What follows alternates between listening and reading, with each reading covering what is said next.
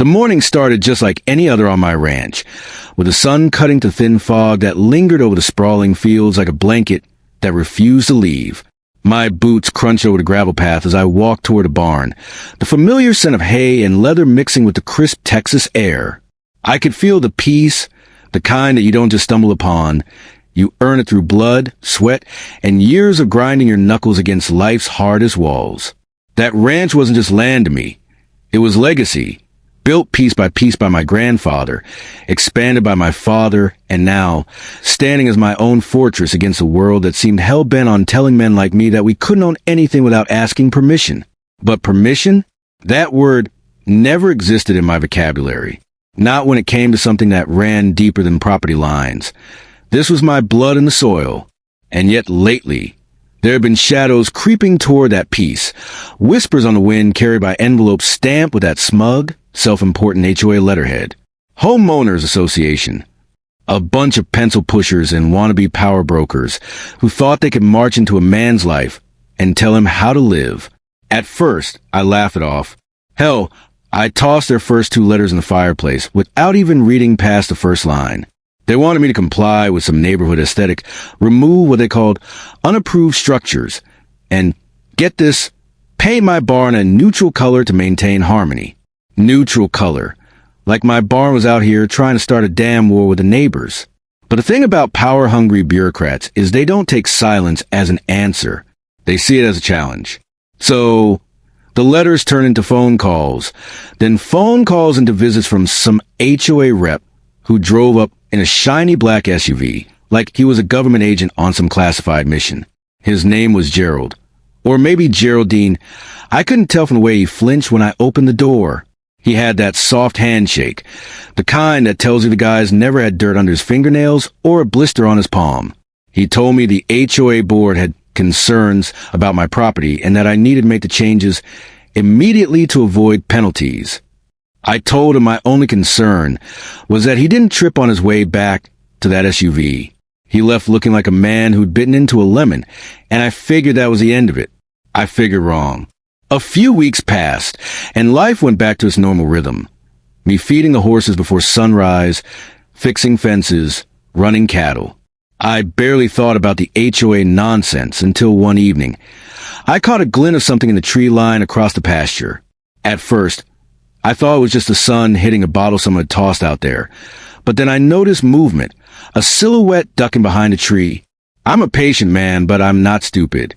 I slipped my rifle off the rack inside the barn and stepped out quiet as a shadow, boots sinking into the soft dirt as I circled toward the east fence. Whoever it was, they weren't expecting me to move that fast. I caught him crouched low, holding a camera like some kind of spy, snapping pictures of my land like it was a crime scene. "What the hell do you think you're doing?" I said, my voice low and calm, the way a rattlesnake gives one warning before it strikes.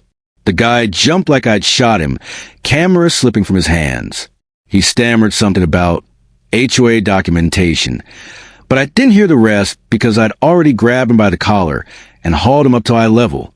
He was small, the kind of guy who probably wrote angry Yelp reviews for fun, and now he was dangling like a rag doll in my grip. I told him real slow, so it would stick in his brain, that if I ever saw him on my land again, he'd be leaving without his teeth. He scrambled off, half running, half falling, and I thought maybe, just maybe, that was the end of it. Turns out, the HOA doesn't like losing, and men who can't fight with their hands will always fight with money, words, and when that doesn't work, other men's fists. The first sign came in the form of a warning letter, big bold letters at the top. Final notice. They wanted me to tear down the new shed I'd built for my tools, repaint my barn, and, oh yeah, remove the American flag flying above my porch because it was too large and violated the aesthetic guidelines. That was the moment something inside me snapped. That flag wasn't just fabric. It was a reminder of my father, a Vietnam vet who taught me what real sacrifice looked like. They weren't just messing with my property. They were spitting on everything I stood for. I crumpled that letter, tossed it in the fire, and sat down with a bottle of bourbon, staring out across the fields as the sun dipped behind the hills. I knew what was coming next. Men like Gerald, they don't back down, they escalate. And I was ready for it. 3 nights later, I heard the sound. It was subtle at first, a low rumble in the distance, engines growling like wolves in the dark. I stepped out onto the porch, the night air cool against my skin, and I saw them. Headlights cutting through the black. 3 SUVs rolling slow down the dirt road, leading to my ranch. I could feel my pulse steady, not race. Steady, like it always does before the storm hits. My dogs were already barking, tails stiff, ears up. This wasn't a neighborly visit. No, this was something else. Something ugly. I slipped on my jacket, feeling the weight of steel under the leather where my sidearm rested snug against my hip. Out here, a man doesn't wait for trouble to come knocking. You meet it at the door with both hands ready. By the time those SUVs stopped at the edge of my driveway, dust swirling like smoke in their wake, I was already standing there, boots planted firm, the porch light casting a long shadow behind me. The doors opened one by one, and out stepped 6 men. Not HOA reps this time. No clipboards, no smug smiles. These were bruisers, thick-necked, heavy-booted, the kind of men you hire when you can't win a fight yourself. One of them, the biggest, stepped forward. Bald head, tattoos snaking up his arms, a scar cutting through his eyebrow like a roadmap to a life of bad decisions. He grinned when he saw me, but there was no humor in it, just the kind of grin wolves give sheep before they pounce. "You Johnson?" he asked, his voice gravelly like he'd smoked a pack a day since birth. "Depends who's asking," I said, my tone flat, my eyes locked on his. He jerked his chin toward the house. "We're here on behalf of the HOA. Got a little problem that needs fixing." I let that hang in the air for a moment, then took one slow step down off the porch, boots crunching in the gravel. The night so quiet you could hear the tension humming like a live wire. That was the moment I knew this wasn't going to end with words. The bald one didn't flinch when I stepped down off that porch, but I saw the way his buddies shifted, just a flicker, a little tightening of their stances. They were expecting a farmer, some old guy with hay in his beard and calluses too stiff to make a fist. What they got instead was me. A man who's been through enough hell to make the devil nervous. A man who doesn't scare when the odds tilt heavy on the other side. The night air was thick with silence. The only sound the idle growl of those SUVs and my dogs barking from the porch. Hackles raised, teeth bared. I raised a hand, and the dogs quieted instantly. Trained, loyal, smarter than most men I'd met. They knew what was about to happen. The bald one, he was their leader, no doubt about it. You could see it in the way he didn't wait for permission, didn't bother explaining himself. He took a slow step closer, boots crunching in rhythm with his words. "Look, cowboy," he said, his tone all false calm. "This doesn't have to get messy. You just do what the HOA says, make the changes, and we walk away. No trouble." I stare at him for a long beat, then let a slow grin spread across my face. Not the kind of grin that means you're happy, but the kind that says you're already digging graves in your mind. "Trouble," I said, my voice low, "is when a rattlesnake bites you and you didn't see it coming. This, you came to my land. You came at night. You brought 6 men. That's not avoiding trouble, son. That's begging for it."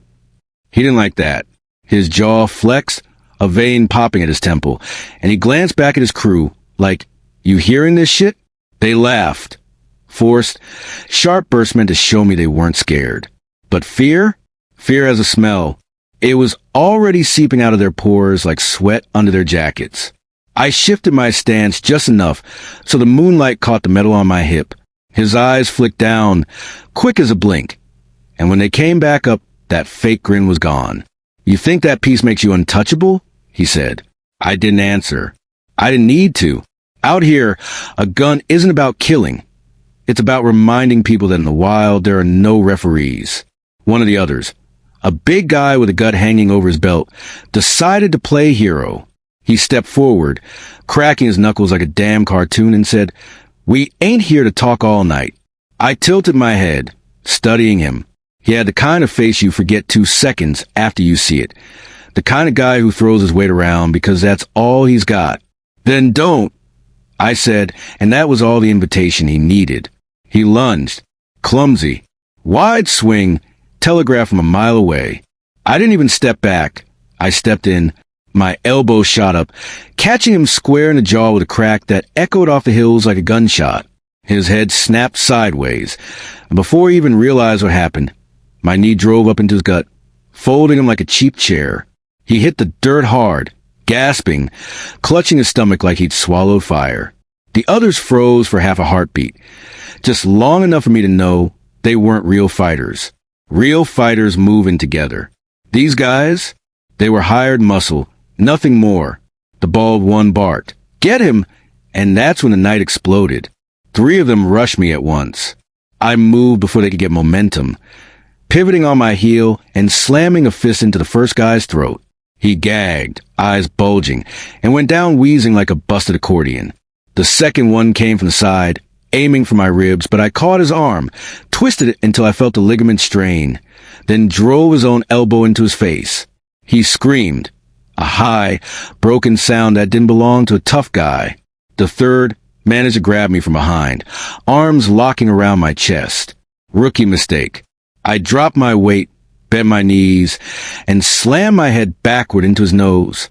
Cartilage crunched under the impact, warm spray hitting the back of my neck. He loosened up just enough for me to spin out, grab him by the collar, and hurl him head first into the side of one of their SUVs. The dull thud of skull meeting steel was almost satisfying. Now it was chaos, grunts, curses, boots scuffing the dirt. I was a storm in the middle of it, fists and elbows flying, every move sharp and efficient. Years of hard living teach you one thing. Don't waste energy. Every hit counts. Every second matters. Out of the corner of my eye, I saw the bald one hanging back, watching. He wasn't stupid. He was measuring me, looking for a crack. There wasn't one.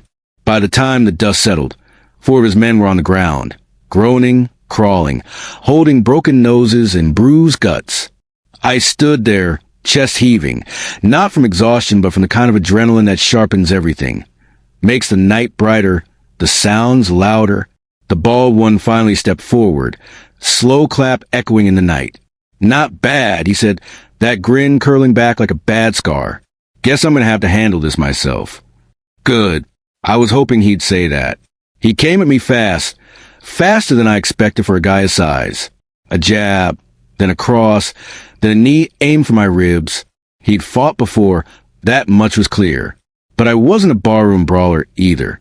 I'd learned my lessons in the kind of places where losing meant more than a black eye. I blocked the jab, slipped across, and when his knee came up, I caught it with my forearm, twisting just enough to throw him off balance.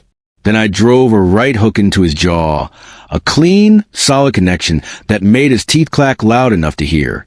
He staggered but didn't go down. He spat blood, wiped his mouth, and smiled. "Finally," he said. "Finally?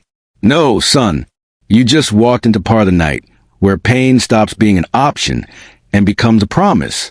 When the last echoes of fists on flesh faded into the night, all that was left was the sound of labored breathing and a soft wind rolling across the open fields. The dirt driveway looked like a battlefield.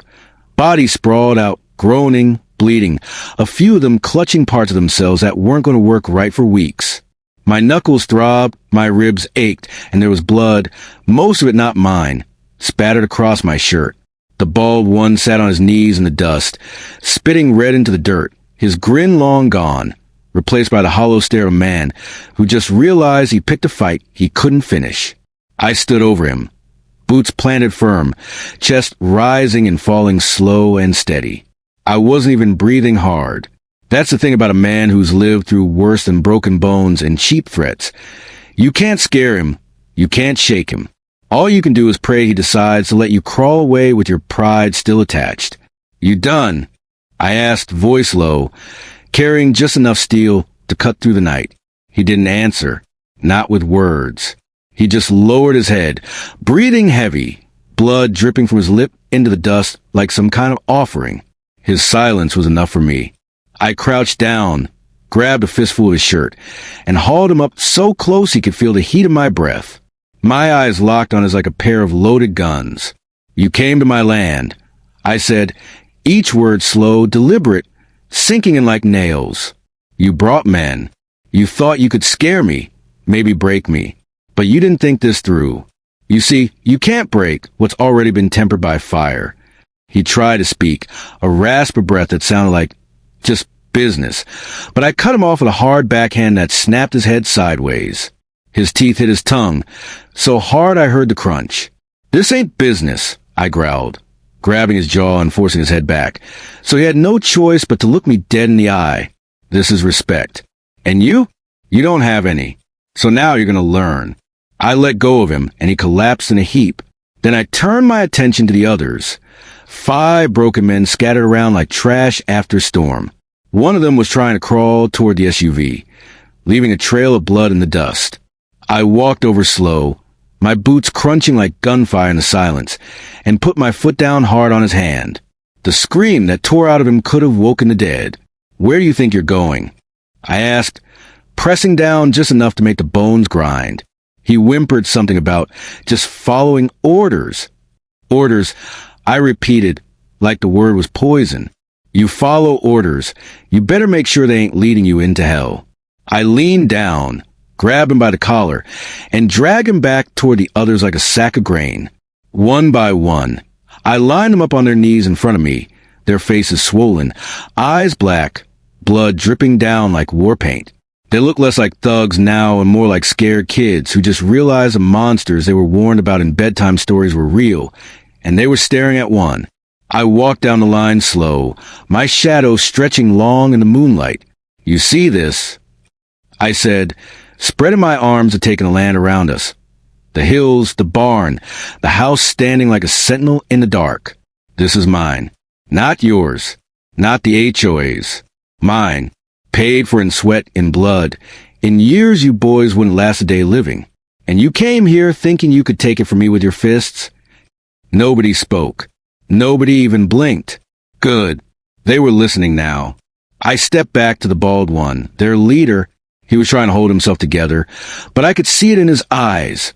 The fight was gone. All that was left was fear. And fear? Fear is a language I speak fluently. I knelt in front of him, close enough to smell the coppery tang of blood on his breath. "You're going to deliver a message," I said. "You're going to go back to your little HOA buddies and tell them what happens when they send wolves to my door. You tell them this land ain't up for negotiation, ain't up for compromise, and it sure as hell ain't up for sale. You tell them if they ever send anyone out here again, I won't just break bones. I'll bury bodies." His head bobbed like a rag doll on a string. He was too broken to speak, but I didn't need words. The message was burned into him like a brand. Then I stood, looked at the rest of them, and said, "Get up." They hesitated. So I barked it louder, voice cracking to the night like a rifle shot. "Get up." Slowly, shakily, they rose, some leaning on each other, some barely able to stand. I walked them to their SUVs like a damn drill sergeant marching a line of recruits. I even opened the doors for them, polite as you please, because respect goes both ways, even when it's built on fear. Before they left, I leaned down to the bald one last time. "Tell Gerald," I whispered, my voice low and cold as a grave, "that next time, he better bring the devil himself if he wants to see me bend." They drove off slow, tires spitting dust, their headlights fading into the darkness until the night swallowed them whole. I stood there for a long moment, listening to the sound of engines disappearing into nothing, and then silence. I turned back to my house, my land stretching out under the stars like a kingdom built from the bones of men who tried and failed to take it. The fight was over. But the war was just getting started. Because if there's one thing I know about men like Gerald, it's that they don't quit. And neither do I. So I poured myself a drink, sat on the porch, and started planning the next move. For a while it was quiet. Too quiet. The kind of quiet that doesn't mean peace. It means the enemy's licking their wounds, planning their next move. I knew those men wouldn't just crawl home and forget what happened. Pride doesn't heal as easy as broken bones, and men like Gerald, they don't know when to quit. The first sign came 3 days later. I woke up to the rumble of engines. Not SUVs this time, but something smaller, with flashing lights painting the dawn red and blue. Sheriff's deputies. 2 cruisers rolling slow up my dirt road, dust curling behind them like smoke. I was sitting on the porch with my coffee, boots propped on the railing, watching the sun climb over the ridge. When they pulled up, both doors opened in unison. Out stepped two deputies I'd seen around town before, locals, guys who knew me, knew my family. But their faces told me this wasn't a friendly visit. "Mornin', Jack," the older one said, tipping his hat. His name was Carson. Good man, decent man. But right now, he looked like he was carrying a load he didn't want to deliver. "Morning," I said, setting my mug down. "Something on your mind?" He sighed, glanced at his partner, then back at me.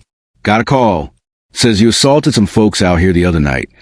I let that hang in the air a second, then smiled, a slow, humorless smile. "Assaulted, huh? Funny. I thought trespassing with intent to do harm was still a crime in this county." Carson rubbed his jaw, eyes narrowing like he was trying to piece the story together.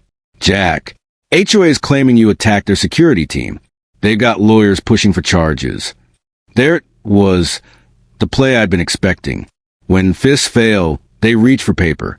Lawsuits, warrants, the kind of weapons cowards use when they can't win face to face. "You know me, Carson," I said, standing slow, calm, my shadow stretching long in morning light. "You think I'm the kind of man to throw the first punch?" He didn't answer, and that was answer enough. "Jack," he said finally, "I ain't here to arrest you. Just keep it clean, all right? They're stirring up a storm. Lawyers, judges. Hell, they're even talking about getting the county involved. Zoning violations, property disputes." I laughed then, a low, sharp sound that made his partner shift uneasily. "They want a war, Carson? Then they picked the wrong damn battlefield." The deputies left without cuffs, but the message was clear. The HOA was moving pieces on the board, trying to corner me with rules and regulations. But here's the thing about playing chess with a man who's lived his life in the mud. You better make sure he doesn't flip the table. So I started digging. First stop, the county clerk's office. I knew every inch of my land was legal, every permit signed, every document stamped. But I wanted more than defense. I wanted ammunition. And brother, did I find it. Turns out Gerald and his little HOA empire weren't as squeaky clean as they pretended. Misused funds, off-the-books maintenance fees. Hell, they even had a shell company funneling money for kickbacks on construction contracts. I didn't just find dirt. I found a gold mine of corruption buried under their perfectly manicured lawns. But I didn't stop there. I made calls. Old friends in places Gerald didn't even know existed. County officials who owed me favors. A lawyer from my army days who didn't just fight cases. He gutted them. By the time I was done, I had a dossier thicker than a Bible, and every page was a nail in the HOA's coffin. The next move was theater. If you want to break men like Gerald, you don't just hit them in the wallet. You hit them in their pride. You make them bleed in public. So I waited. Let them think they were winning. Let the letters pile up. Let the threats come. Then I called a meeting. Not just any meeting. The mandatory annual HOA board meeting. And guess what? Thanks to some clever legal maneuvering, I had every right to attend. See, most folks don't read the fine print in those HOA bylaws. I do. And what I found was a little clause about landowners within the designated jurisdiction.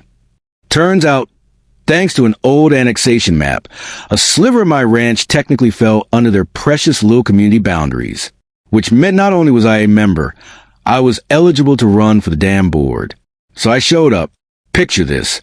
Gerald and his cronies sitting in their cushioned chairs in the country club hall, smug as kings, sipping overpriced wine, ready to vote on whatever nonsense they cooked up. And then the doors swung open, and in walked the devil they'd been trying to exorcise. Every head turned. Conversations died. Gerald went pale, like he'd seen a ghost wearing boots and a leather jacket.